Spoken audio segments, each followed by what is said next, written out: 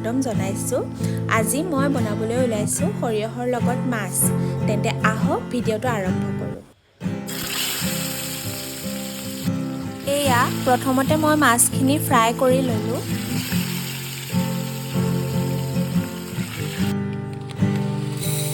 এতিয়া সৰিয়হ অলপ লৈ তাত নহৰু দুফুটমান দি আদা দিলোঁ, জলকীয়া দিলোঁ।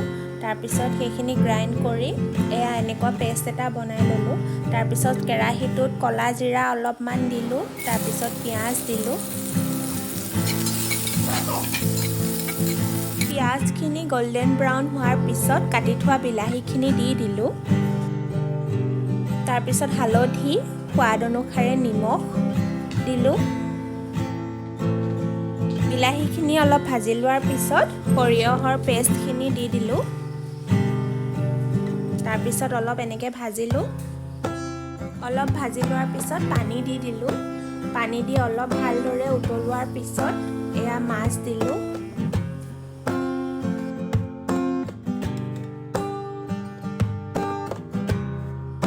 এতিয়া অলপ সময় ভালদৰে উতলিবলৈ দিম।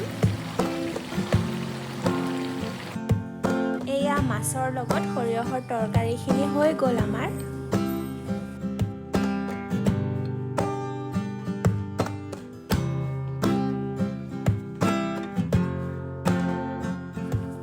এতিয়া মাছৰ কণী অলপ এনেদৰে টিফিনত ভৰাই চাউলৰ লগতে দি দিছোঁ।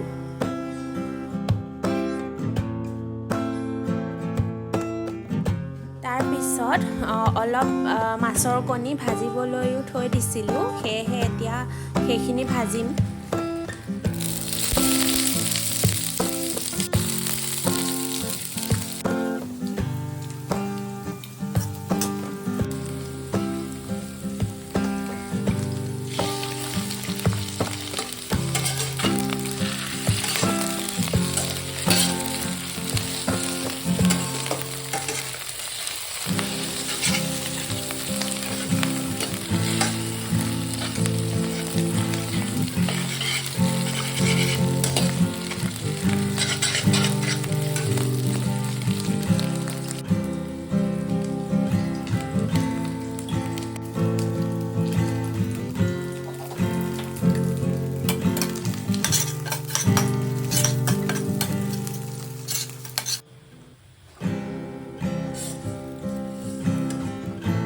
এয়া মাছৰ কণীখিনি ভাজি হৈ গ'ল আৰু ইফালে ভাতো ৰেডি। এয়া বাঢ়ি লৈছোঁ।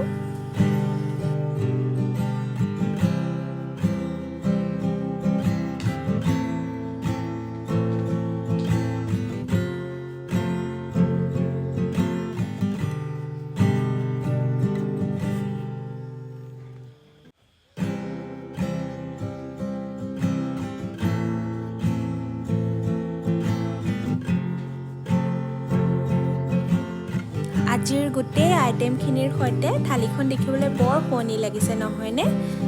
খাই বা কেনেকুৱা লাগে আহকচোন মোৰ মানুহজনৰ পৰা শুনো।